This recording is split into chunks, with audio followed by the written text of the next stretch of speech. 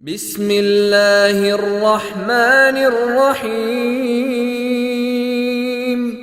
والعصر ان الانسان لفی خسر الا الذین آمنوا وعملوا الصالحات وتواصوا بالحق وتواصوا بالصبر.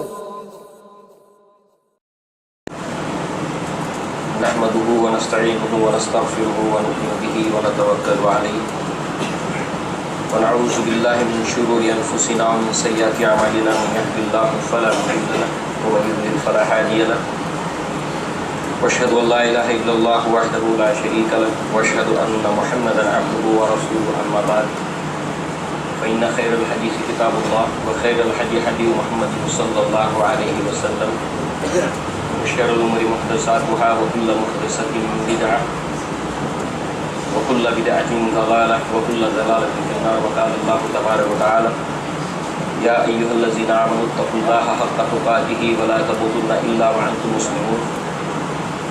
يا أيها الناس اتقوا ربكم الذي خلقكم من نفس واحدة وخلق منها زوجها وبث منهما رجالا كثيرا ونساء واتقوا الله الذي تساءلون به والأرحام إن الله كان عليكم رقيبا. يا أيها الذين آمنوا اتقوا الله وقولوا قولا سديدا يصلح لكم أعمالكم ويغفر لكم ذنوبكم ومن يطع الله ورسوله فقد فاز فوزا عظيما. وقال الله تبارك وتعالى بسم الله الرحمن الرحيم والعصر إن الإنسان لفي خسر إلا الذين آمنوا وعملوا الصالحات وتواصوا بالحق وتواصوا بالصبر. رب اشرح لي صدري ويسر لي أمري واحلل عقدة من لساني يفقهوا قولي. اللهم أرنا الحق حقا وارزقنا اتباعه وأرنا الباطل باطلا وارزقنا اجتنابه. آمين يا رب العالمين.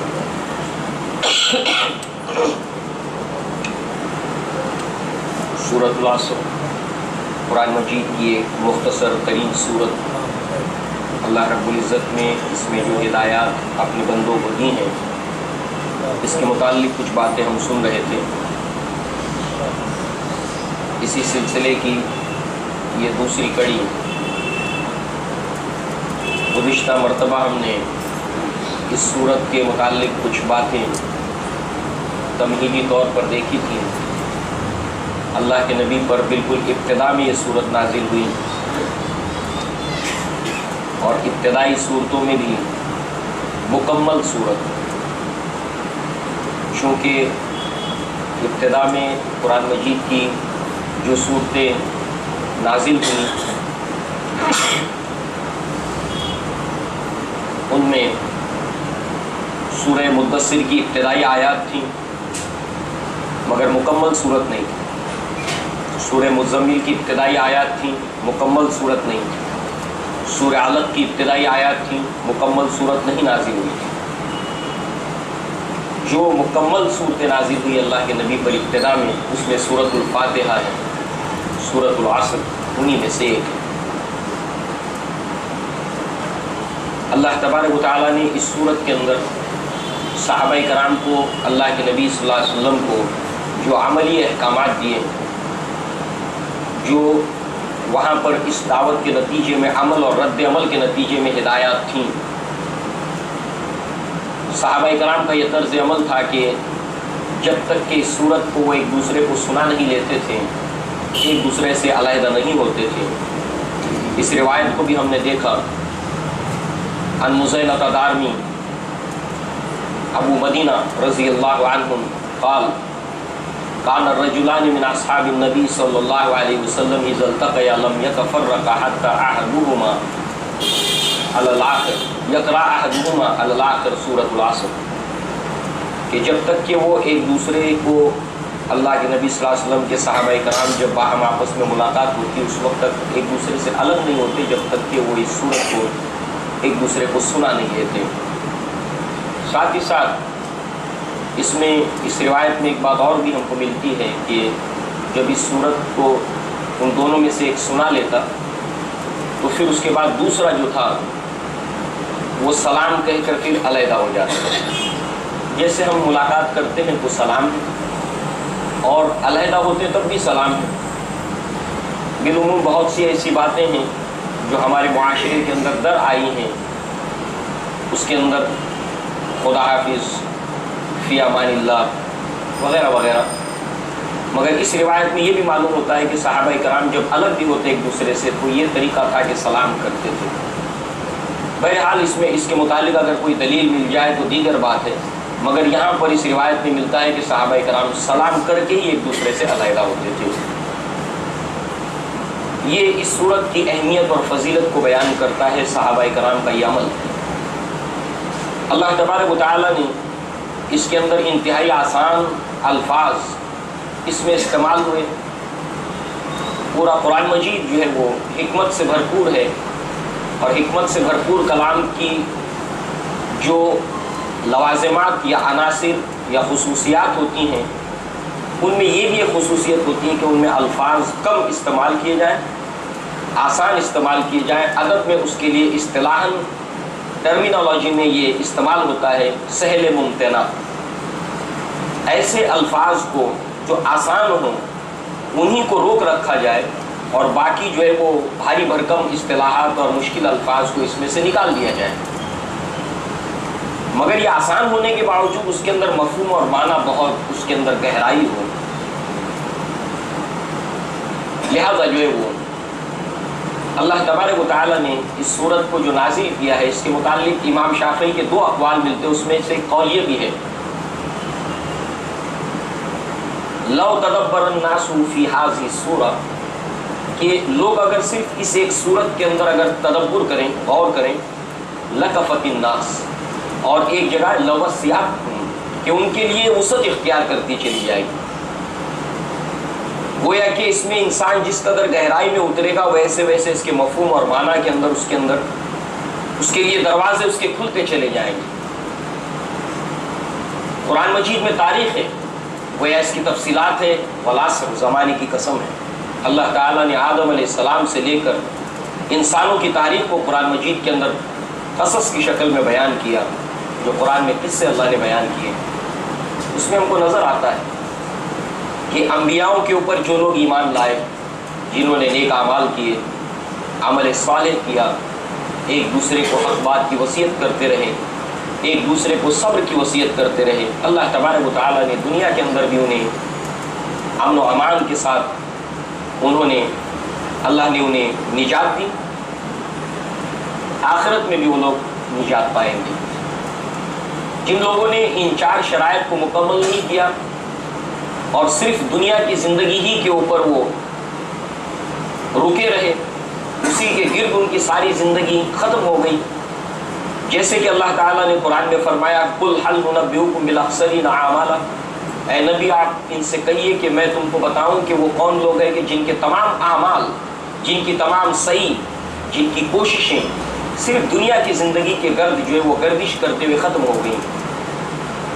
تو گویا کہ یہ اصل میں خسارے والے لوگ ہیں۔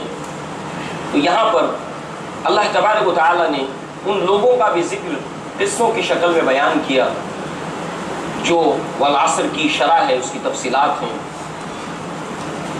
اللہ رب العزت نے اس خسارے کی تفصیلات قرآن مجید کے اندر بیان کی۔ اللہ نے نمرود کا تذکرہ کیا جس کو اللہ تعالیٰ نے ملک عطا کیا تھا، بادشاہت عطا کی تھی، خسارے سے دوچار ہوا، بادشاہت کے باوجود، دولت کے باوجود، قوت کے باوجود، ثروت کے باوجود۔ تو دولت، قوت، ثروت یہ کوئی کامیابی کی دلیل نہیں ہے، یہ کامیابی کا معیار نہیں ہے۔ بالعموم دنیا کے اندر جو کامیابی کا معیار سمجھا جاتا ہے، اگر آپ آکسفورڈ ڈکشنری کے اندر دیکھیں تو سکسیس اور کامیاب انسان اس کو کہا جاتا ہے جس کے پاس تین چیزیں ہوں۔ ایک، جس کے پاس فیم ہو، شہرت ہو، جس کو شہرت مل جائے وہ کامیاب ہے۔ نمبر دو، جس کو ویلتھ، دولت مل جائے وہ آدمی کامیاب ہے۔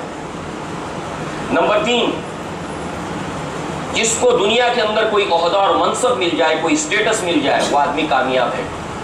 ویلتھ، فیم، اسٹیٹس، منصب۔ اللہ تبارک و تعالیٰ نے ایسے ایک انسان کا ذکر کیا، بلکہ کئی انسانوں کا قرآن میں ذکر کیا۔ اس کے اندر اللہ نے قارون کا تذکرہ کیا، اللہ تعالیٰ نے اس کے متعلق فرمایا کہ فخرج علی قومہ فی زینتہ، کہ وہ اپنی قوم کے اوپر نکلا ہے اپنی زینت کے ساتھ. وقال الذین یریدون الحیاۃ الدنیا، وہ لوگ جو دنیا کی زندگی کے چاہنے والے تھے، جو دنیا دار قسم کے لوگ تھے. ہر زمانے میں دنیا دار قسم کے لوگوں کی بڑی اکثریت رہی ہے. تو اس زمانے میں جو دنیا دار قسم کے لوگ تھے وہ کہنے لگے یا لیت لنا مثل ما اوتی قارون انہ ذو حظ عظیم، اے کاش کہ ہم کو بھی وہ سب کچھ مل جائے جو قارون کو ملا ہے. قارون بڑا خوش نصیب آدمی ہے.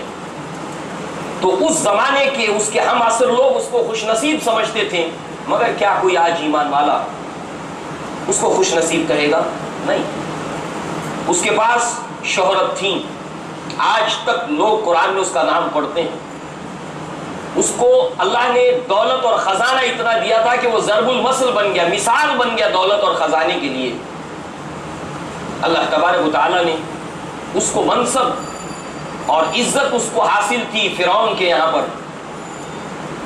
اللہ تعالیٰ نے ان تینوں کا خاص طور سے ذکر کیا. حامان جس کو اللہ نے دماغی صلاحیتوں سے نوازا تھا. اللہ تبارک و تعالیٰ نے فرعون کا ذکر کیا جس کو اللہ نے بادشاہت اور قوت عطا کی تھی اور دولت سے نوازا تھا قارون کو. تینوں کا ذکر اللہ نے کیا. تینوں کو اللہ تعالیٰ نے دنیا کے اندر ناکام اور نامراد کیا، مگر وہ لوگ جو بنی اسرائیل کے اندر موسیٰ علیہ السلام کے اوپر ایمان لائے تھے وہ کامیاب رہے، کامران رہے. اللہ تعالیٰ نے فرعون اور آل فرعون کو غرق کر دیا جو ہے وہ دریا کے اندر. یہی معاملہ نوح علیہ السلام کا ہے. نوح علیہ السلام کے لوگ تانا دیا کرتے تھے اس قوم کے سردار، اے نوح ہم تمہاری بات سنے کیسے کہ تمہارے اطراف میں جو لوگ جمع ہیں وہ قوم کے سماجی اعتبار سے ان کا کوئی وقار نہیں ہے، ان کے پاس دولت نہیں، ان کے پاس ثروت نہیں ہے. یہی معاملہ اللہ کے نبی صلی اللہ علیہ وسلم سے تقاضے کے طور پر ابو جہل، عتبہ، شیبہ، ربیہ کیا کرتے تھے. اے نبی آپ کے اطراف میں یہ لوگ، یہ بلال ہیں رضی اللہ عنہ، خباب ابن ارت ہیں، یہ سماج کے ایسے لوگ آپ کے گرد گھیرے رہتے ہیں، ہم بیٹھے کیسے آپ کے محفل کے اندر کہ ہمارے وقار مجروح ہوگا اس سے، ہم عزت دار لوگ ہیں. اگر ہم آپ کی اس مجلس کے اندر بیٹھے جس میں ایسے ایسے لوگ بیٹھتے ہیں تو یہ لوگ ہم پر جری ہو جائیں گے. اللہ تعالیٰ نے اپنے نبی صلی اللہ علیہ وسلم کو یہ حکم دیا، وَاصْبِرْ نَفْسَكَ مَعَ الَّذِينَ، اے اللہ کے نبی صلی اللہ علیہ وسلم آپ اپنے آپ کو انہی لوگوں کے درمیان میں رکھیے جو لوگ صبح اور شام اللہ کو یاد کرتے ہیں. اگرچہ کہ دنیا کا منصب، دنیا کی دولت، دنیا کا پیسہ، دنیا کی شہرت ان کے پاس نہیں ہے. تو دنیا میں ہمیشہ انسان کی سوچ یہی رہی ہے. آج جدید دنیا بھی یہی کہتی ہے آکسفورڈ ڈکشنری کہ کامیاب انسان، سکسیس انسان وہ ہے جس کے پاس یہ تین چیزیں ہیں. پرانی شراب ہے نئی بوتل کے اندر پیش کی جاتی ہے، نیا کچھ بھی نہیں ہے، مگر اللہ تعالیٰ نے کامیابی کا معیار جو پیش کیا ہے ایمان، عمل صالح، تواصی بالحق اور تواصی بالصبر. اگرچہ کہ اس کے پاس شہرت نہ ہو، اگرچہ اس کے پاس دولت نہ ہو، اگرچہ اس کے پاس سوسائٹی کے اندر کوئی منصب نہ ہو، کامیابی اور ناکامی کا معیار یہ ہے. باقی سارے انسان خسارے میں سوائے ان کو جن کے پاس یہ چیزیں ہیں. دولت مند ہے فبیہا الحمدللہ، نہیں ہے الحمدللہ، مگر یہ چار چیزیں ہیں تو کامیاب ہے اور کامران ہے. لہذا اللہ تبارک و تعالی نے اس کو دنیا اور آخرت کا خسارہ قرار دیا. اور یہ خسارہ وہ کہ انسان اپنی قیمتی سرمایے کو، اپنی زندگی کو، اپنی صلاحیتوں کو، اپنے وقت کو ایک حقیر چیز کے عوض میں بیچ ڈالے. لہذا اب یہ جو چار شرائط ہیں جن کا تذکرہ اللہ رب العزت نے یہاں پر کیا، اس میں سب سے پہلی شرط ہے ایمان. اللہ تبارک و تعالیٰ نے جو پہلی شرط بیان کی جو ایمان سے متعلق ہے، قرآن مجید کے اندر مجرد اسلام کا تذکرہ ہوتا ہے، مجرد مسلم کا ذکر ہوتا ہے. ربنا وجعلنا مسلمۃ لک، اے اللہ تو ہمیں اپنا فرما بردار اور مسلمان بنا کے رکھ. ابراہیم علیہ السلام کی دعا ہے. جب مجرد مسلم اور اسلام آتا ہے تو اس کے اندر ایمان بھی آپ سے آپ ہوتا ہے. صرف جب مجرد اسلام آئے یا مسلمان آئے. ومن احسن قولا ممن دعا الى اللہ وعمل صالحا وقال اننی من المسلمین، اس سے بہترین بات اور کس کی ہو سکتی ہے جو اللہ کی طرف دعوت دے اور نیک عمل کرے اور کہے کہ میں مسلمان ہوں، مراد میں مومن ہوں۔ جب مومن آتا ہے تو اس کے اندر آپ سے آپ مسلمان ہوتا ہے۔ قد افلح المؤمنون، فلاح پا گئے وہ مومنین، مراد مومنین وہ مسلمان بھی ہیں۔ مگر جب مومن اور مسلم ملا دیا جائے، ساتھ ملایا جائے، سائملٹینیسلی ساتھ ساتھ ان کو لایا جائے، اسلام اور ایمان کو ساتھ ساتھ لایا جائے، قرآن اور احادیث میں جب یہ دونوں اکٹھے آ جائیں تو اس کے بعد اسلام کے تقاضے ہوتے ہیں اور ایمان کے تقاضے ہوتے ہیں۔ لہذا قرآن مجید میں اللہ تعالیٰ نے سورہ حجرات میں فرمایا وقالت الاعراب آمنا، اے نبی یہ دیہاتی آپ کے سامنے آ کر کہتے ہیں کہ ہم ایمان لائے۔ وقالت الاعراب آمنا، قل اے نبی آپ ان سے کہہ دیجیے لم تؤمنوا، تم ایمان نہیں لائے ہو، تو پھر کیا؟ یہ ایمان کے دعوے دار ہیں، اے اللہ کے نبی آپ ان سے کہیے کہ تم ایمان نہیں لائے ہو، تو ولیکن لیکن قولوا اسلمنا، بلکہ تم یہ کہو کہ ہم اسلام لائے ہیں۔ اس سے معلوم ہوا کہ جب ان دونوں کو ساتھ میں لایا جاتا ہے تو اسلام اور ایمان میں یہاں پر فرق بیان کیا گیا۔ احادیث کے اندر، حدیث جبریل کے اندر جبریل علیہ السلام نے مجرد اسلام پوچھ سکتے تھے، مجرد ایمان پوچھ سکتے تھے، مگر دونوں سوالات علیحدہ کیے۔ اخبرنی عن الاسلام، آپ مجھے اسلام کے بارے میں بتائیے اے اللہ کے رسول صلی اللہ علیہ وسلم۔ جب جواب دیا اللہ کے نبی نے تو کہا کہ اخبرنی عن الایمان، آپ ایمان کے بارے میں مجھے بتائیے۔ اسلام کے بارے میں بھی سوال پوچھا اور ایمان کے بارے میں بھی سوال پوچھا۔ اللہ کے نبی نے اسلام کا جواب الگ دیا اور ایمان کا جواب الگ دیا۔ جب مجرد مسلم اور اسلام آئے تو گویا وہ ایمان کے تقاضوں کو بھی پورا کر رہا ہے، اور جب مومن آئے تو وہ مسلمان ہونے کے تقاضے کو بھی پورا کر رہا ہے۔ ایک مثال کو سامنے رکھیے، بات اور واضح ہو جائے گی۔ اللہ تعالیٰ نے دنیا کے اندر انبیاء اور رسولوں کو بھیجا، تمام کے تمام رسول ہیں، مگر اللہ کے نبی کی فضیلت کیا ہے؟ آپ خاتم الرسول ہیں، آخری رسول ہیں۔ اسی طریقے سے جتنے انبیاء دنیا کے اندر آئے وہ رسول بھی ہے، نبی بھی ہے، مومن بھی ہے، مسلم بھی ہے۔ رسول بھی ہے، نبی بھی ہے، مومن بھی ہے اور مسلم بھی ہے۔ جو نبی ہے وہ نبی ہے، مومن ہے اور مسلم ہے، رسول نہیں۔ حدیث شفاعت کے اندر انسانیت حشر کے میدان میں یہی تو کہے گی، اللہ تعالیٰ نے اے آدم علیہ السلام آپ کو دنیا میں سب سے پہلا نبی بنا کر بھیجا، اور نوح علیہ السلام سے کہے گی اللہ تعالیٰ نے زمین میں سب سے پہلا رسول بنا کر آپ کو بھیجا۔ تو جو نبی ہے وہ مومن ہے، مسلم ہے، رسول نہیں ہے۔ جو رسول ہے وہ نبی بھی ہے، مومن بھی ہے، مسلم بھی ہے۔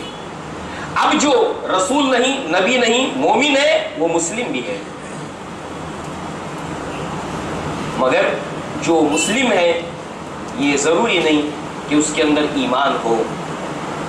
اللہ تبارک و تعالیٰ نے ایسے کئی ایمان کے دعوے داروں کے ایمان کی نفی کی۔ وَمِنَ النَّاسِ مَن يَقُولُ آمَنَّا بِاللَّهِ وَبِالْيَوْمِ الْآخِرِ وَمَا هُمْ بِمُؤْمِنِينَ، لوگوں میں سے ایسے ہیں جو کہتے ہیں کہ ہم اللہ پر ایمان رکھتے ہیں، آخرت کے اوپر ایمان رکھتے ہیں، مگر وہ مومن نہیں ہیں۔ کیوں مومن نہیں ہیں؟ اس لیے کہ اس کے جو تقاضے ہیں انہوں نے پورا نہیں کیا اس کو۔ لہذا ایمان جو اللہ تعالیٰ نے پہلی شرط بیان کی، جب جبریل علیہ السلام نے یہ سوال پوچھا اخبرنی عن الاسلام، تو اللہ کے نبی نے جو جواب دیا اس کا ان تشہد اللہ الہ الا اللہ، کہ گواہی دینا اس بات کی کہ اللہ کے سوا کوئی معبود نہیں، وان محمد رسول اللہ، اور محمد صلی اللہ علیہ وسلم اللہ کے رسول ہیں۔ اسلام ہے یہ اسلام۔ ایک شخص اس کلمے کی شہادت کو دینے کے بعد، اعلان کرنے کے بعد وہ اسلام میں داخل ہو جاتا ہے۔ اللہ کے نبی صلی اللہ علیہ وسلم نے جو فرمایا کہ وہ لوگ اگر ایمان لے آئیں، نماز کو قائم کر دیں، یہاں پر نماز کا ذکر ہے، وَتُقِيمُ الصَّلَاةَ وَتُؤْتِيَ الزَّكَاةَ، وہ نماز کو قائم کریں، زکوٰۃ کو ادا کریں، وتصوم رمضان، رمضان کے روزے رکھیں، وتحج البیت، اور اللہ کے گھر کا حج کریں، ان استطاعت الیہ سبیلا، جس کی طاقت ہے وہ اللہ کے گھر کا حج کریں۔ یہ اسلام بتایا اللہ کے نبی نے۔ جبریل نے کہا قالا صدقتا، آپ نے سچ کہا، جبریل نے اس کی تصدیق کی۔ تو یہاں پر اللہ کے نبی صلی اللہ علیہ وسلم نے دوسرے مقام کے اوپر فرمایا کہ وہ اگر ایمان لائیں، نماز کو قائم کریں، زکوٰۃ کو ادا کریں، تو انہوں نے اپنے جان کو اور اپنے مال کو مجھ سے محفوظ کر لیا۔ دل کا معاملہ جو ہے وہ ایمان کا جہاں تک تعلق ہے وہ اللہ کے حوالے ہے، اس کا حساب لینا میرا کام نہیں۔ ظاہر کے اندر کلمہ شہادت کو ادا کرنے، نماز کو قائم کریں، زکوٰۃ کو ادا کرنے، اب ان کا معاملہ انہوں نے ظاہری طور پر اپنے جان اور مال کو محفوظ کر لیا۔ ابو بکر صدیق نے جب زکوٰۃ دینے سے انکار کر دیا، ان کے خلاف آپ نے اعلان جہاد کر دیا۔ کیوں؟ انہوں نے ظاہر میں ایک چیز کا انکار کر دیا۔ اب دل کے اندر جہاں تک ایمان کا تعلق ہے یہ اللہ تعالیٰ کے حوالے ہے۔ جبریل علیہ السلام نے ایمان کے بارے میں پوچھا، اخبرنی عن الایمان، تو کیا جواب دیا اللہ کے نبی صلی اللہ علیہ وسلم نے؟ ان تؤمن باللہ وملائکتہ وکتبہ ورسلہ والیوم الآخر وتؤمن بالقدر وخیرہ وشرہ، قال صدقت۔ ایمان لانا اللہ تعالیٰ کے اوپر، فرشتوں کے اوپر، آخرت کے اوپر، رسولوں کے اوپر، کتاب کے اوپر، اور تقدیر جو خیر اور شر کے ساتھ ہے اس کے اوپر ایمان لانا۔ 6 چیزوں کا تذکرہ کیا۔ اب اسلام کا جب جواب دیا تو وہ ظاہری امور ہے، کلمہ شہادت اعلان کے ساتھ میں ظاہری امور، نماز ظاہری امور، زکوٰۃ ظاہری امور، حج کرنا ظاہری امور، روزہ رکھنا ظاہری امور، یہ ساری چیزیں ظاہری امور ہیں، یہ کرنا ہوگا۔ ہو سکتا ہے کہ یہ تمام کے تمام چیزیں کرنے والا دل کے اندر اس کے ایمان نہ ہو۔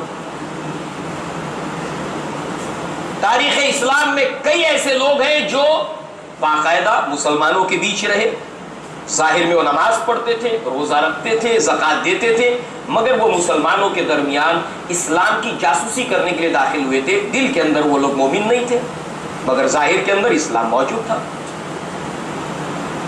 عبداللہ ابن ابی اور اس کے ساتھی، ان کے متعلق اللہ تعالیٰ نے فرمایا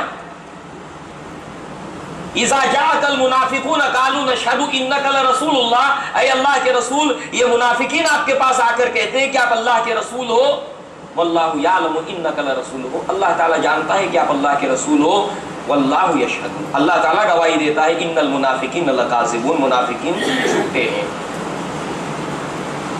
کتنے ایسے لوگ ہیں کہ اللہ تعالیٰ نے ان کی سازش کا قرآن میں ذکر کیا کہ صبح کے وقت میں ایمان لے آؤ، ایمان کا اظہار کرو، اور شام جب ہو جائے تو منکر ہو جاؤ۔ کیوں؟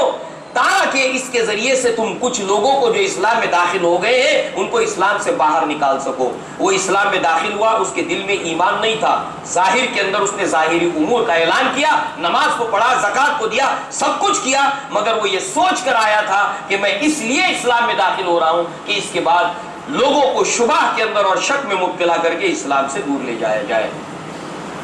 تو معلوم ہوا جب قرآن میں اسلام اور ایمان کا اکٹھے ذکر ہو تو دونوں کے اللہ تعالیٰ تقاضے الگ الگ بیان کرتا ہے۔ پھر قرآن مجید کے اندر اللہ تعالیٰ نے فرمایا وَإِذَا تُلِيَتْ عَلَيْهِمْ آيَاتُهُ زَادَتْهُمْ إِيمَانًا، کہ جب ان کے سامنے ہماری آیات کو تلاوت کیا جاتا ہے تو ان کا ایمان بڑھتا ہے۔ اللہ کے نبی نے ایسی احادیث بیان کی کہ کسی شخص کی نگاہ کسی نامحرم کے اوپر پڑ جائے اور وہ اللہ تعالیٰ کی رضا کی خاطر اپنی نگاہ کو نیچا کر لے، اللہ تبارک و تعالیٰ اس کو ایمان کی حلاوت سے نوازے گا۔ امام بخاری رحمہ اللہ نے ایسی تمام احادیث کو جمع کر کے کتاب الایمان کے اندر باب باندھا، الایمان یزید و ینقص، ایمان بڑھتا ہے اور گھٹتا ہے۔ گویا کہ معلوم ہوا ایمان جب اس کا تذکرہ ہوتا ہے تو اس کے اندر 3 پہلو ہیں۔ اقرار باللسان، زبان سے اقرار بھی کرنا، یعنی جو اسلام کا ظاہری پہلو ہے وہ بھی اس کے اندر شامل ہے۔ تصدیق بالجنان، دل کے اندر اس کا یقین جاننا، جو 6 امور کا باطنی یہاں پر ذکر کیا، اللہ کے اوپر ایمان، فرشتوں پر ایمان، کتابوں کے اوپر ایمان، آخرت کے اوپر ایمان، رسولوں پر ایمان، کتب پر ایمان، اور تقدیر کے اوپر ایمان، اور ساتھ ہی ساتھ وعمل بالارکان، ارکان جو ہیں اسلام کے جو بیان کیے گئے اس کے اوپر عمل کرنا۔ گویا کہ یہ تمام کے تمام امور ہیں جب یہ ساری چیزیں ظاہری خارجی اور باطنی شامل ہو جاتی ہیں تب جا کر یہاں پر ایمان جو پہلی شرط ہے، اللہ کے اوپر ایمان اس کا ایک خاص نتیجہ ہے۔ اللہ تبارک و تعالیٰ نے فرمایا ما اصاب من مصیبت الا باذن اللہ، مصیبت نہیں آتی کوئی مگر اللہ تعالیٰ کی مرضی سے آتی ہے۔ ومن یؤمن باللہ یہدی قلبہ، جو اللہ کے اوپر ایمان رکھتا ہے اللہ اس کے دل کو ہدایت دے دیتا ہے۔ کائے کی ہدایت؟ توکل کی، صبر کی، راضی برضائے رب، رضائے رب پہ راضی رہے۔ یہ حرف آرزو کیسا؟ اللہ مالک، اللہ خالق، اللہ کا حکم تو کیسا؟ گویا کہ جس کے اندر ایمان ہوتا ہے مصیبت کے حالات کے اندر اس کی حالت اندرونی کیفیت جو ہوتی ہے اطمینان اور سکون کی ہوتی ہے، اللہ کے اوپر بھروسہ، اللہ کے اوپر توکل، یہ ایمان کا حاصل ہے۔ حقیقی طور پر جب انسان نے توحید کو پا لیا تو اس کا ایک خاص نتیجہ ہوتا ہے کہ دل کے اندر سکون اور امن کی کیفیت اس کو حاصل ہو جاتی ہے بقدر ایمان۔ یہی تو بات ابراہیم علیہ السلام نے کہی تھی کہ بتاؤ کہ امن کا حقدار کون ہے؟ امن کا حقدار تو اصل میں وہ ہے کہ جو من آمن باللہ، جو اللہ کے اوپر ایمان لے آئے، فالذین آمنوا بہ، پس وہ لوگ جو ایمان لائے، ولم یلبسوا ایمانہم بظلم، پھر انہوں نے اپنے ایمان کے ساتھ ظلم کو نہیں ملایا۔ اگر شرک آ گیا تو خوف بھی آئے گا، حزن اور افسوس اور ملال بھی آئے گا۔ الا ان اولیاء اللہ ولا خوف علیہم ولا هم یحزنون، خوف اور حزن انسان کے دل کے حالات کا تذکرہ ہے۔ انسان کسی مصیبت کے اوپر ڈر جاتا ہے، خوف زدہ ہو جاتا ہے اور افسوس میں مبتلا ہو جاتا ہے، ایسا کیوں ہو گیا، ویسا کیوں ہو گیا، اگر ایسا ہو جاتا، لو اگر ویسا ہو جاتا تو کتنا اچھا ہوتا۔ یہ اگر اور مگر کیا ہے؟ ایمان کے بعد بقدر ایمان، یہ لو اس کے عقیدے سے، اس کی فکر سے، اس کی سوچ سے جاتا رہے گا۔ جو ہوا وہ اللہ کی مرضی سے ہوا، جو ہو رہا ہے وہ اللہ کی مرضی سے ہو رہا ہے، اور جو کچھ ہوگا وہ اللہ کی مرضی سے ہوگا۔ یہ تفصیل کا یہاں پر موقع نہیں۔ انسان جب اللہ کے اوپر ایمان رکھتا ہے تو اللہ تبارک و تعالیٰ کے اوپر ایمان کے نتیجے میں اللہ تعالیٰ سے خوف اور اللہ تعالیٰ سے امید، یہ چیز پیدا ہوتی ہے۔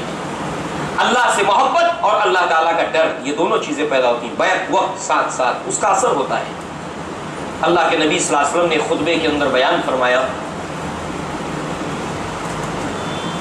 وحید اللہ، اللہ کی توحید اختیار کرو، انہا اساس الطاعت، یہ اطاعت کی جڑ اور بنیاد ہے۔ جس قدر انسان کی توحید گہری ہوگی، لا الہ الا اللہ گہرا ہوگا، اسی قدر ظاہر کے اندر، اس کے اعمال کے اندر برگبار پھل پھول آئیں گے۔ کیف ضرب اللہ مثلا کلمۃ طیبۃ کشجرۃ طیبۃ اصلها ثابت وفرعها فی السماء، یہ لا الہ الا اللہ کھجور کا درخت، اس کی مثال اللہ کے نبی نے مومن سے دی جس کے دل کے اندر ایمان ہے، اس کی جڑیں زمین میں گہری ہیں اور شاخیں آسمان سے باتیں کرتی ہیں، اس کے اعمال دن اور رات میں آسمان کی طرف چڑھتے ہیں۔ گویا کہ اللہ کے اوپر ایمان کا ایک خاص نتیجہ ہے۔ ایمان بالآخرت انسان کو جنت کو حاصل کرنے کی خواہش اور چاہ، جنت کو حاصل کرنے کے بعد جہنم سے دور رہنا اور اس سے بچنے کی صحیح اور کوشش اور اللہ تعالیٰ سے دعا، اس کا خاص اثر ہے آخرت کا۔ ایمان بالکتب، اللہ تعالیٰ نے ہدایت کے لیے کتابیں نازل کی ہیں، اس ہدایت کی پیروی کرنا، یہ ایمان بالکتب کا نتیجہ ہے۔ اللہ کے نبی نے فرمایا جس نے کسی نجومی کو ہاتھ دکھایا اور اس کی بات پر بھروسہ کیا، اس نے میری لائی ہوئی چیز کا انکار کیا۔ مجھے اللہ نے وحی دی، قرآن دیا، وہی غیر مطلوب دیا، اس نے انکار کر دیا۔ تقاضا اس بات کا ہے کہ جو اللہ کی کتاب کے اوپر ایمان رکھتا ہے، اللہ کے نبی کی احادیث کے اوپر ایمان رکھتا ہے، وہ نہ کسی کو ہاتھ دکھائے نہ اس کی بات کے اوپر بھروسہ رکھے۔ ستاروں کے کھیل لے کر بیٹھے ہیں، سائچے کھول کے بیٹھے ہیں، لہذا جو ہے وہ یہ تمام چیزیں اردو اخبارات میں ہم کو ملتی ہیں، اردو میگزینز میں ہم کو ملتی ہیں، مسلمان اس کو پڑھتا ہے، مسلمان بچے پوچھتے ہیں تمہاری زوڈیک سائن کیا ہے، زوڈیک سائن ستارہ تمہارا کون سا ہے، ورگو ہے، سیجیٹیریس ہے، کیا ہے تمہارا؟ یہ تمام چیزیں ایمان کے منافی ہیں۔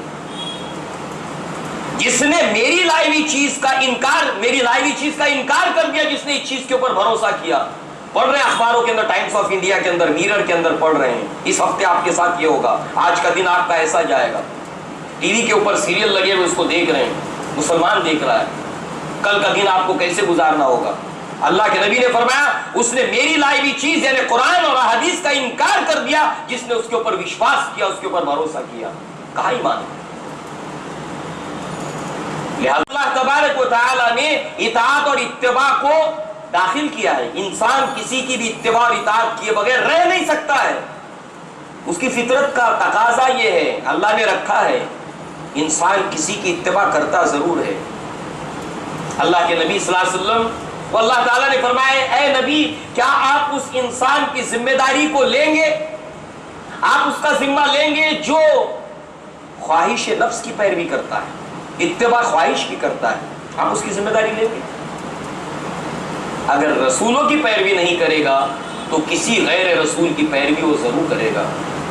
اگر رسول کی تقلید نہیں کرے گا تو غیر رسول کی تقلید ضرور کرے گا. فطرت میں ہے، بائی نیچر. کسی فلمی اداکار کی نقل کرے گا، اطاعت کرے گا، تقلید کرے گا، اس کا اٹھنا اس کا بیٹھنا دیکھے گا، اس کے شوق اس کی پسند اس کی ناپسند دیکھے گا. کسی کھلاڑی کو اپنے لیے آئیڈیل اور رول ماڈل بنائے گا تو ایمان کی رسالت کا تقاضا ہے. ایک پہلو یہ ہے. دوسرا پہلو یہ ہے کہ عبادت کے اندر بھی رسول کو نمونہ بنائے. اللہ تبارک و تعالیٰ نے متقین کی صفات کو بیان کیا. ليس البر أن تولوا وجوهكم قبل المشرق والمغرب ولكن البر من آمن بالله واليوم الآخر والملائكة والكتاب والنبيين وآتى المال على حبه ذوي القربى واليتامى والمساكين وابن السبيل والصائمين في الرقاب وأقام الصلاة وآتى الزكاة والموفون بعهدهم إذا عاهدوا والصابرين في البأساء والضراء وحين البأس أولئك الذين صدقوا وأولئك هم المتقون. یہ متقی لوگ ہیں. متقین کی صفات میں وہ رسولوں پر ایمان لاتے ہیں. کسی متقی انسان ہم اس کو کیسے کہیں جو سال بھر روزے رکھتا ہے؟ متقی نہیں ہے وہ. جو انسان سال بھر روزے رکھتا ہے وہ متقی نہیں ہے. جو انسان 360 دن راتوں میں جاگتا ہے وہ متقی نہیں ہے.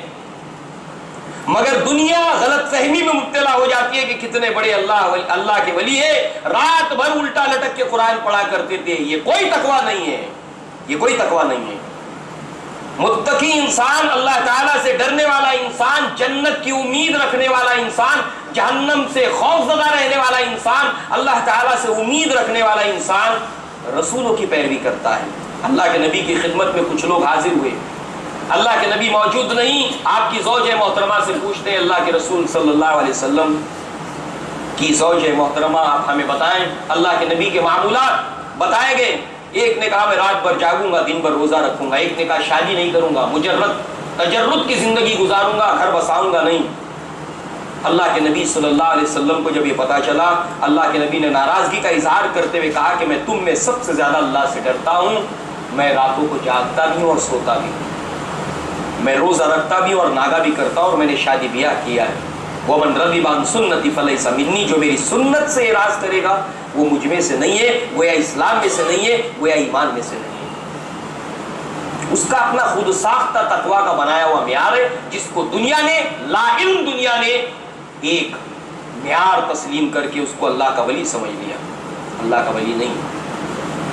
اللہ کا ولی وہ ہے جو رسولوں کی اطاعت کرتا ہے. گویا کہ یہاں پر ایمان، اس کے اندر تقدیر کے اوپر خیر اور شر، اس کے اوپر ایمان.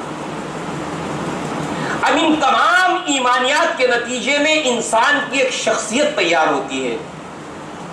اندرون اس کا دل اور ظاہر ایک شخصیت بن کر تیار ہوتی ہے. ایک کردار بنتا ہے، ایک کیریکٹر بنتا ہے، ایک ویکتتو بنتا ہے اس ایمان کے نتیجے میں. اس لیے کہ ہمیشہ کردار عقیدے کے تابع ہوتا ہے. کردار ہمیشہ عقیدے کے تابع ہوتا ہے. ایک انسان کا یہ عقیدہ ہے کہ نہ عیسیٰ پیر نہ پیسہ پیر، نہ عیسیٰ پیر نہ موسیٰ پیر، سب سے بڑا ہے پیسہ پیر. اس کا عقیدہ ہے یہ. اب اس کے اعمال اس کے مطابق ڈھلیں گے. جس کا عقیدہ اللہ کے اوپر ہو، آخرت پر ہو، جنت پر ہو، جہنم پر ہو، رسالت پر ہو، فرشتوں کے اوپر ہو، تقدیر کے اوپر ہو، خیر اور شر اللہ کی جانب سے وہ سمجھتا ہو، اس کی خاص ایک سوچ بنتی ہے، اس کے خاص ایک احساسات پروان چڑھتے ہیں اور ظاہر اس کی ایک صورت ہوتی ہے. کسی مصیبت کے اوپر خیر اور شر کی تقدیر پر اس کا ایمان ہے تو کیا وہ ماتم کرے گا؟ کیا وہ عورت بالوں کو کھولے گی، گالوں پر تپاچے لگائے گی؟ نہیں. 3 دن سے زیادہ سوگ منائے گا؟ نہیں. گویا کہ یہ تمام چیزیں انسان کے اعمال کو ڈھالنے والی چیزیں، یہ ایمانیات. لہذا اسی کے ساتھ ساتھ ایمان کے بعد اللہ تعالیٰ نے دوسری جو شرط بیان کی وہ ہے عمل صالح. نجات کی دوسری شرط الا الذین آمنوا وعملوا الصالحات. جس طرح یہ ایمانیات کے تقاضے ہیں اور اس کا ایک ظاہری پہلو ہے، ایسے ہی جب حقیقی ایمان ہوگا تو لازماً عمل صالح ہوگا. اللہ کے نبی نے فرمایا لا یؤمن احدکم، تم میں سے وہ کوئی بھی شخص مومن نہیں ہو سکتا اس وقت تک، تم میں سے وہ شخص مومن نہیں ہو سکتا جب تک کہ اپنے لیے جو پسند کرتا ہے وہ اپنے بھائی کے لیے پسند کرے. اللہ کے نبی نے فرمایا اللہ کی قسم وہ مومن نہیں، اللہ کی قسم وہ مومن نہیں، اللہ کی قسم وہ مومن نہیں. صحابہ نے پوچھا قیل من یا رسول اللہ؟ فرمایا اس کا پڑوسی اس کا اظہار آسانی سے محفوظ نہیں. پڑوسی کے ساتھ میں معاملات یہ ظاہری عمل ہے، عمل صالح ہے.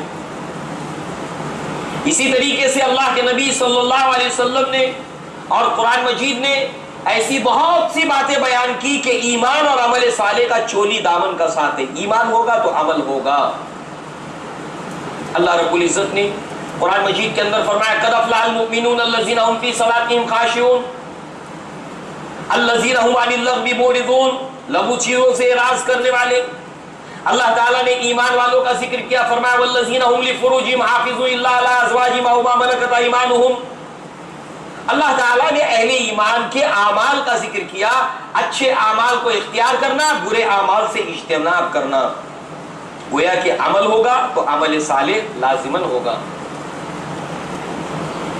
دوسرے عمل صالح، اس کے متعلق ایک عمل صالح کا خود ساختہ ہر زمانے میں ایک پیرامیٹر رہا ہے اور ایک عمل صالح کا ایک سٹینڈرڈ پیمانہ رہا ہے. سٹینڈرڈ پیمانہ، آپ کو معلوم ہے کہ کوئی چیز جو سٹینڈرڈائز ہو جاتی ہے اس کو فالو کیا جاتا ہے اور کچھ چیزیں فلیکسیبل ہوتی بدلتی رہتی ہیں.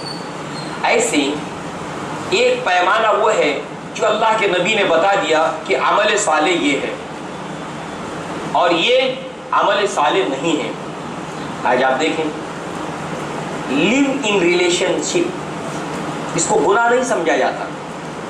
اس کو بہت سے ملکوں میں سرٹیفائی کیا جاتا ہے، ہمارے ملک میں بھی سرٹیفائی کر دیا گیا ہے اس کو. یعنی لیو ان ریلیشن شپ یعنی ایک لڑکا ایک لڑکی ایک مرد اور ایک عورت بغیر شادی کے ساتھ میں رہیں. اس عورت کی اس لڑکی کی حیثیت ایسی ہے جیسے شادی شدہ بیوی کی. اس میں کوئی برائی نہیں. اس کو دنیا نے برا نہیں سمجھا، قانوناً اس کو سرٹیفائی کر دیا گیا.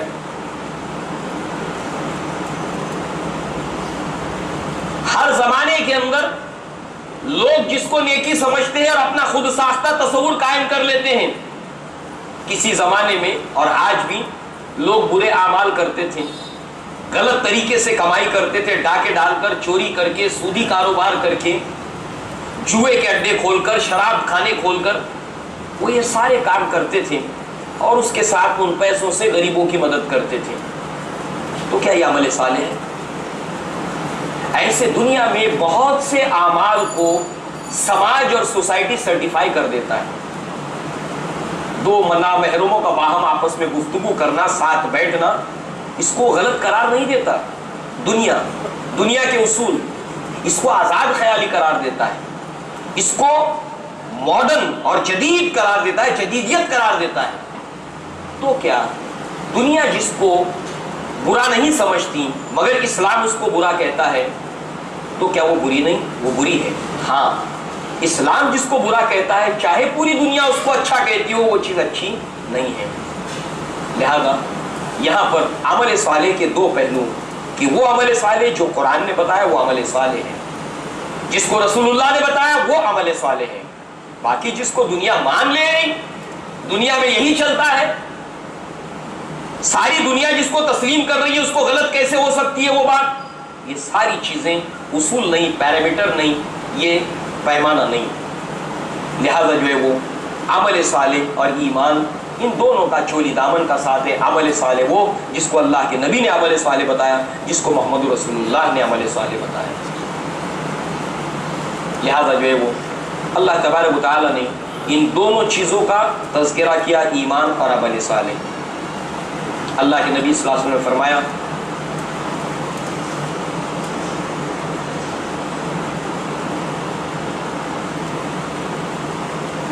وہ شخص مومن نہیں ہے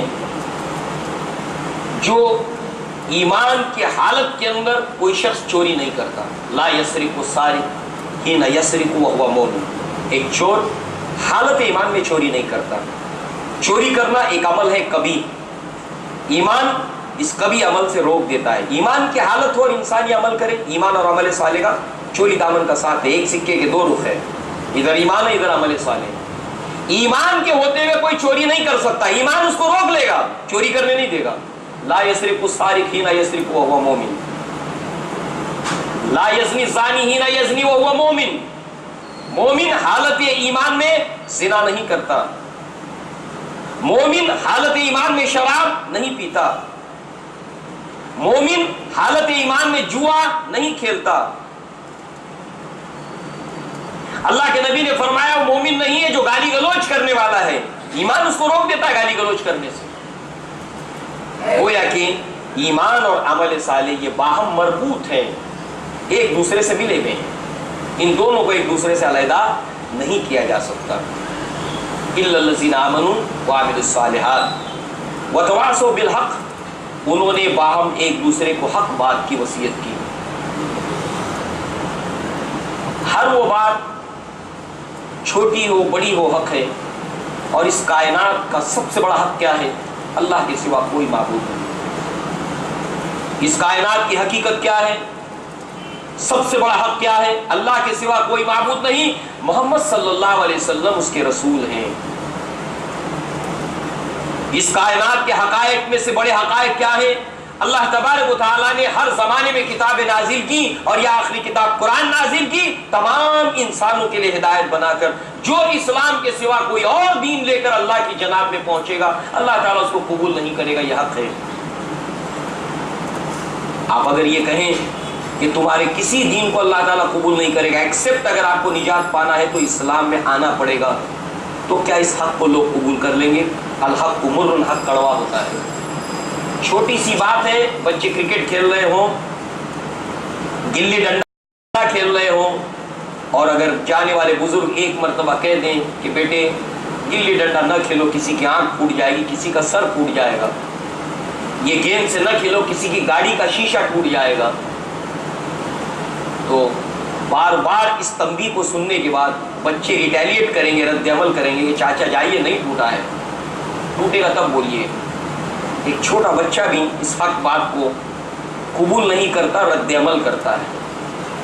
چھوٹے چھوٹے حقائق، کسی نے ظلمن کسی کا کوئی پیسہ لے لیا، زیادتی کی، اگر ہم اس کے پاس جائیں اور کہیں کہ اللہ کے بندے اس کا حق جو ہے اس کو لوٹا دو، it's my own business, who are you, یہ ہمارا ذاتی معاملہ ہے، آپ ہوتے کون ہیں بیچ میں بولنے والے؟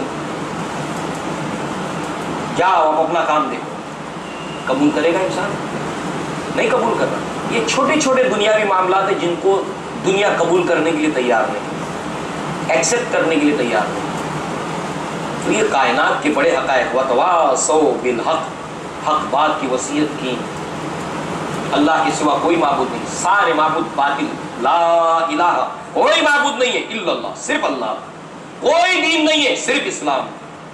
کسی کی اطاعت نہیں ہے صرف محمد رسول اللہ صلی اللہ علیہ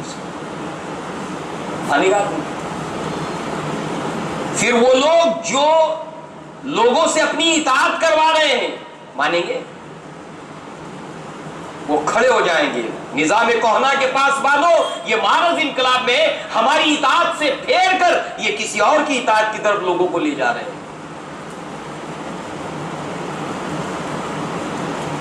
لہذا جو ہے وہ وتواصوا بالحق. اور اکثریت ہر دور میں ہر زمانے کے اندر ریلا ہے جو اس باطل اور غیر حق کے پیچھے چلنے والا ہے. لہذا ان حالات کے اندر جب کہ چھکڑ چل رہا ہو اور ریلا چل رہا ہو، جب آپ ریلوے اسٹیشن سے اترتے ہیں اور پلیٹ فارم سے جب اترتے ہیں تو اس ریلے کی بھیڑ بھاڑ میں اگر اپنے آپ کو دے دیں، محض کھڑے رہے تو ریلا آپ کو خود ہی کھینچ کر باہر تک پہنچا دے گا. بھیڑ کے اندر آپ ٹرین کے اندر کھڑے ہیں تو لوگ آپ کو اتار دیں گے، لوگ آپ کو ٹرین میں چڑھا دیں گے، بس میں چڑھا دیں گے، اتار دیں گے.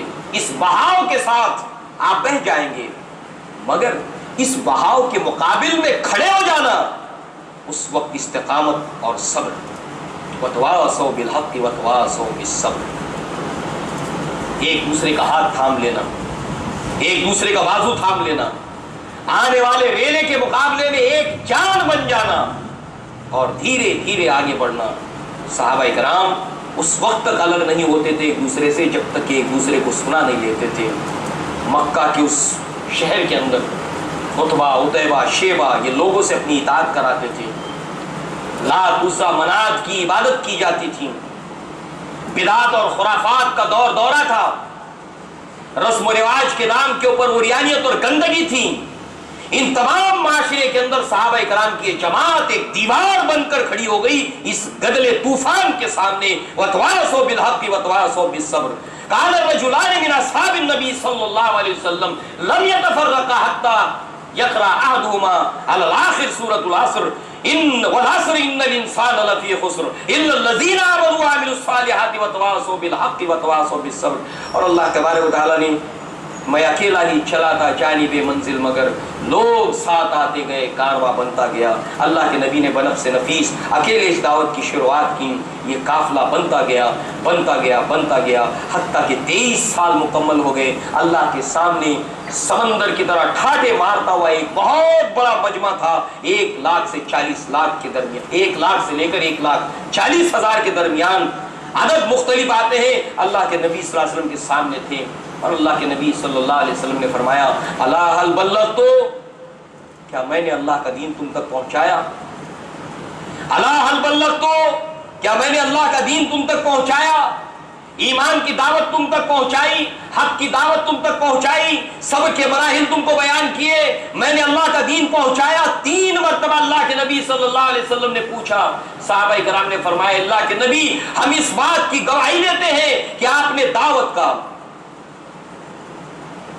قد بلغتا وعدیتا ونصحتا وجاہدتا، اے اللہ کے نبی آپ نے دعوت کا، تبلیغ کا، نصیحت کا، اللہ کی راہ میں جد و جہد کا حق ادا کر دیا. ہم گواہی دیتے ہیں. اللہ کے نبی صلی اللہ علیہ وسلم نے اپنی شہادت کی انگلی کو اٹھایا اور ایک روایت میں آتا ہے کہ آپ نے دونوں ہاتھوں کو اٹھایا. اللہم اشہد. یہ 1,40,000 اور اس کے بین بین کا مجمع یہ کہہ رہا ہے اللہ تو گواہ ہے میں نے پہنچا دیا. اللہم اشہد، اے اللہ تو گواہ ہے یہ کہہ رہے ہیں کہ میں نے پہنچا دیا. اللہم اشہد، اے اللہ تو گواہ ہے کہ یہ کہہ رہے ہیں کہ میں نے پہنچا دیا. پھر اللہ کے نبی نے فرمایا فلیبلغ الشاہد الغائب، آپ جو یہاں پر موجود ہیں وہ اس کو پہنچائے جو یہاں پر موجود نہیں ہے. صحابہ کرام نے قرآن مجید کی اس آیت کے اوپر عمل کرتے ہوئے دعوت حق کو پہنچایا. جو ان کے ساتھ جڑتے گئے ان کو ایک جان بنایا اور اس طریقے سے یہ اسلام صحابہ کرام نے 25 سال کے عرصے کے اندر 3 جزیرہ نما 3 بر اعظموں تک پہنچایا. اللہ تبارک و تعالیٰ کے نبی صلی اللہ علیہ وسلم کی 23 سالہ محنت، صحابہ کرام کی 25 سالہ محنت، پوری دنیا کے اندر آج یہ حق پہنچا ہے. اسلام ہر جھونپڑے میں جہاں پر لائٹ نہیں جلتی اللہ کا کلام پہنچا. بڑے محلات کے اندر اللہ کا کلام پہنچا. یہ ان لوگوں کے اللہ تعالیٰ کی اس ہدایت کو سمجھنے کا نتیجہ تھا، اس کے اوپر عمل کرنے کا نتیجہ تھا. لہذا ہمارا معاملہ یہ ہو گیا کہ ایمان لے آئے، اپنے اعمال کرو، دنیا سے کھکیڑ مول لینا یہ ہمارا کام نہیں. کون جو ہے وہ لوگوں کو سمجھانے جائے، کون لوگوں کو بتانے جائے. نتیجہ کیا ہے؟ اس کا ایک نقصان ہے جو دنیا کے اندر بھگتنا پڑے گا اجتماعی. اللہ تبارک و تعالیٰ بڑے بڑے حاکموں کے انفرادی گناہوں کی سزا کو مجموعی طور پر عوام کے اوپر نہیں دیتا. اللہ تعالیٰ جو بڑے بڑے حاکم، بڑے بڑے بادشاہ انفرادی گناہ کرتے اس کی سزا عوام کو نہیں ملتی، مگر جو باہم عوام برائی کو ہوتے ہوئے دیکھتے اور اس کو روکتے نہیں، اس کی سزا اجتماعی ملتی ہے۔ اللہ کے نبی نے فرمایا فمن رأى منکم منکرا فلیغیر بیدیہ فإن لم یستطع فبلسانہ فإن لم یستطع فبقلبہ ذلک اضعف الایمان۔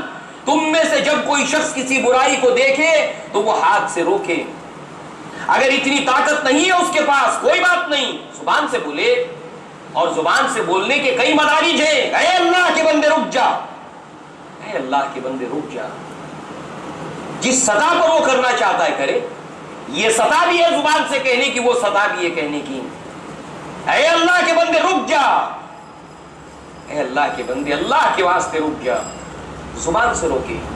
اتنی بھی طاقت نہیں ہے دل میں برا جانتا، اور اگر دل میں بھی برا نہیں جانتا ذالک اضعف الایمان، یہ ایمان کا سب سے کمزور درجہ ہے۔ لہذا یہ چاروں شرائط لازم ہے۔ ایسا نہیں ہے کہ ہم ایمان لائے ہیں، اپنا نیک عمل کریں گے، اپنی نماز پڑھیں گے، اپنا روزہ رکھیں گے، اپنی زکوٰۃ دیں گے، اپنی دکان بھلی، اللہ کا گھر بھلا، قرآن کی تلاوت بھلی، اپنی نوکری بھلی، اللہ تبارک و تعالیٰ کا گھر اور اپنے معاملات سے معاملات رکھنا، یہ سب ہمارا کام نہیں۔ اور یہ سب کام کے لیے یہ علماء ہے، مدارس سے فارغ ہوئے ہیں، یہ علماء ہے، یہ مبلغین ہے، یہ ان کا کام ہے، یہ لوگ کر رہے ہیں، یہ کریں گے نہیں۔ اللہ کے نبی نے فرمایا بلغوا عنی ولو آیۃ، میری طرف سے اگر تم کو ایک آیت بھی معلوم ہے تو اس کو پہنچاؤ۔ ہر مسلمان کی اپنی استعداد کے مطابق یہ ذمہ داری ہے کہ وہ ادا کرے، اس کو برائی کو روکے۔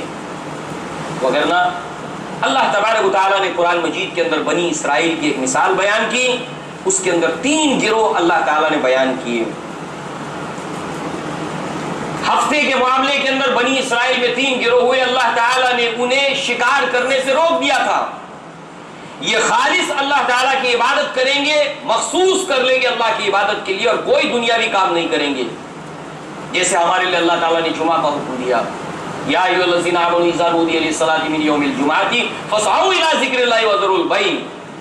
دنیا کے کام چھوڑ دو، اللہ کا جب اذان پکاری جائے نماز کے لیے تو صحیح کرو، بڑھو نماز کی طرف، صحیح کرو، کوشش کرو، مسجد کی طرف آؤ۔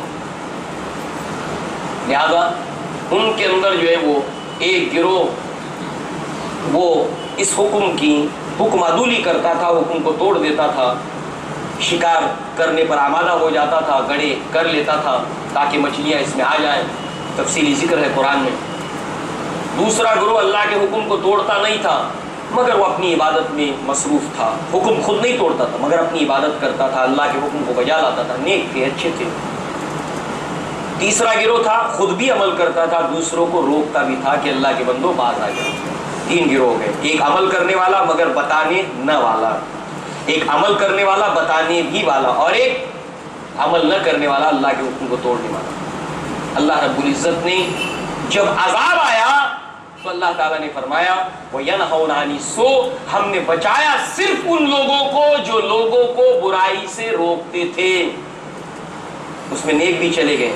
اللہ تعالیٰ نے فرمایا وَاتَّقُوا لا تصیبن الذین ظلموا منکم خاصہ، اے لوگوں اللہ تعالیٰ کی اس آزمائش سے بچو کہ جس کا نوالا تم میں سے صرف ظالم لوگ نہیں بنیں گے۔ وَاتَّقُوا فِتْنَةً لَا تُصِيبَنَّ الَّذِينَ ظَلَمُوا مِنْكُمْ خَاصَّةً، صرف خاص ظالم لوگ اس عذاب کا نشانہ نہیں بنیں گے، اس کے اندر نمازی جائیں گے، اس کے اندر حاجی جائیں گے، اس کے اندر تہجد گزار جائیں گے، اللہ تعالیٰ کی عذاب ان کو چپیٹ میں لے لے گا، لوگ حیرت میں پڑیں گے تو نمازی تھا، یہ تو نیک تھا، اس کا کیا ہوا؟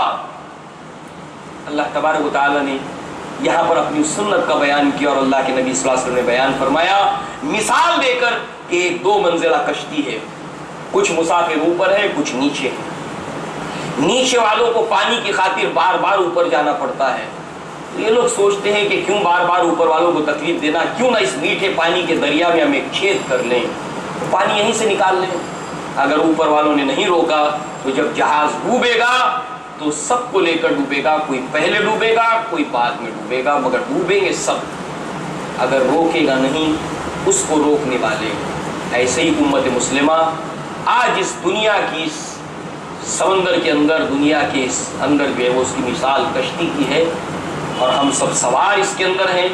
دنیا میں برائیاں ہو رہی ہیں، اللہ کے احکامات توڑے جا رہے ہیں، رسول کی نافرمانی سے دنیا منہ موڑ رہی ہے، بدعات خرافات میں ہماری قوم خود مبتلا ہے، ان تمام حالات کے اندر ہر مسلمان کی ذمہ داری ہے کہ وہ اس کا احساس کرے اور احساس کر کے اپنی ذمہ داری کو ادا کرے.